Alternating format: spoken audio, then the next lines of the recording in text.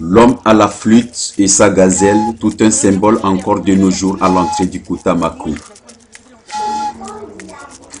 2 ou 3 siècles plus tôt, ce milieu culturel n'avait qu'une architecture typiquement takieta, l'habitat traditionnel remarquable à 1 ou 2 étages semblables à de petites tours. Doté de 3 chambres, 3 greniers et du sanitaire à l'étage, ce sont des édifices qui renferment au rez-de-chaussée tout le nécessaire pour le quotidien des Bata Mariba. Un espace pour le bétail, une cuisine, une porcherie et à la déventure, un espace cérémoniel.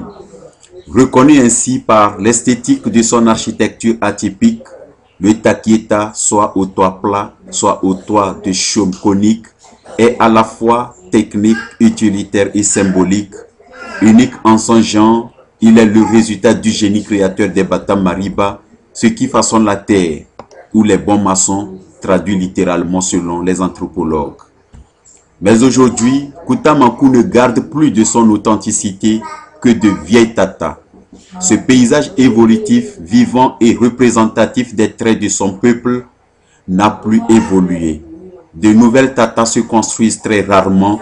La population adopte facilement les constructions modernes, tentée donc d'oublier son riche trésor. Si nos parents sont arrivés seulement avec ces choses, construire des trucs à étage, que l'eau n'arrive pas à pénétrer. Mais pourquoi nous, et la dalle là, ça peut faire 5 ans avant qu'on échange. Voilà. Et pourquoi nous allons dans le ciment, dans quoi, de ferraille qui nous tue de nature. C'est l'histoire des Bata Mariba qui s'écrit toujours, mais à ne pas ignorer qu'à chaque peuple de défendre son identité. Les tatas, c'est à la population d'arranger. On vient qu'on a déjà payé au niveau du site, donc on ne paie rien. Il n'y a pas de retombées. Il vient, il monte sur le tata, parfois avec les filles qui viennent avec les hauts talons.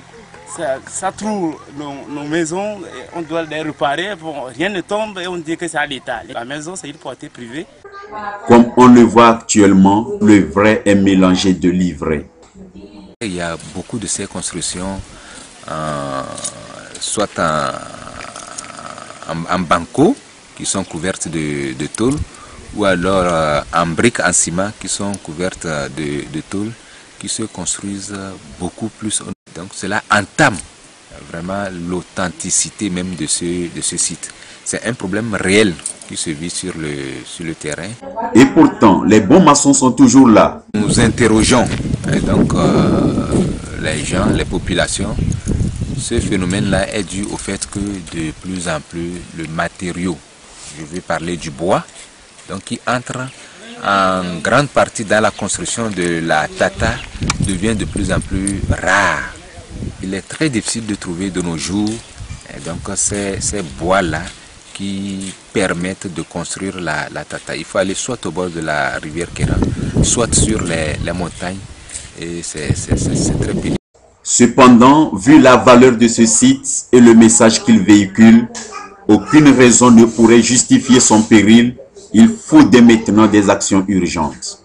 Il est plus que urgent de mettre à disposition de ces populations à moyen terme cette ressource afin de pouvoir enclencher la relance de la construction des tatas. La production d'inéré est facile, seulement il faut prendre certaines dispositions préliminaires au moment de l'installation de sa pépinière. Et nos expériences ont démontré que l'inéré planté, l'inéré reboisé peut commencer sa production dans les 7 ans à venir. Le site est ainsi menacé par la dégradation avancée des essences forestières qui constituent l'armature de la construction du takieta.